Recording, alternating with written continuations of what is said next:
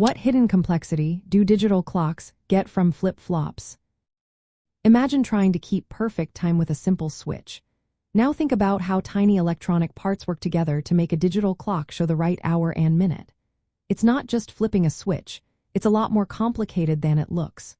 Flip-flops are the core memory units in digital clocks, but they do much more than just store bits of information. They are used to count seconds, minutes, and hours, which means they need to work together smoothly. To do this, they form counters that keep track of each passing second or minute. These counters are made by connecting many flip-flops in a row, and they need to reset or roll over at specific points, like when seconds reach 60 or hours reach 24. This requires extra logic gates that watch the flip-flops, outputs, and send signals to reset the counters. Another layer of complexity comes from choosing between different types of counters. Asynchronous counters, also called ripple counters, pass the clock signal from one flip-flop to the next. This causes tiny delays that can add up and sometimes cause glitches or errors in the displayed time. Synchronous counters, on the other hand, send the clock signal to all flip-flops at once, which reduces delays but makes the circuit more complicated because it needs a special clock distribution network. The type of flip-flop used also matters.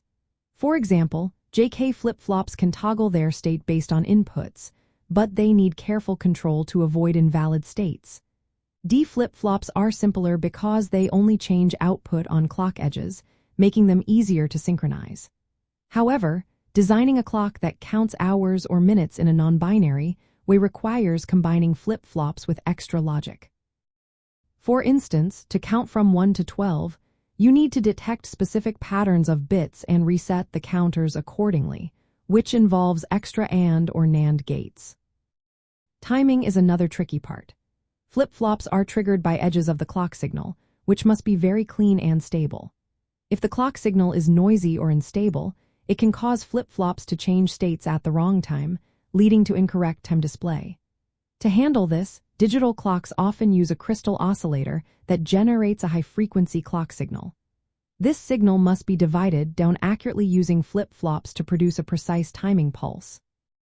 All these factors mean that designing a digital clock isn't just about connecting flip-flops. It's about managing delays, ensuring proper resets, choosing the right flip-flop type, and creating a stable clock signal. The hidden complexity is in making sure all these parts work together perfectly. Without this careful planning, the clock might show the wrong time or behave unpredictably. So, while flip-flops seem simple, their use in digital clocks involves a lot of behind-the-scenes work to keep time accurately and reliably.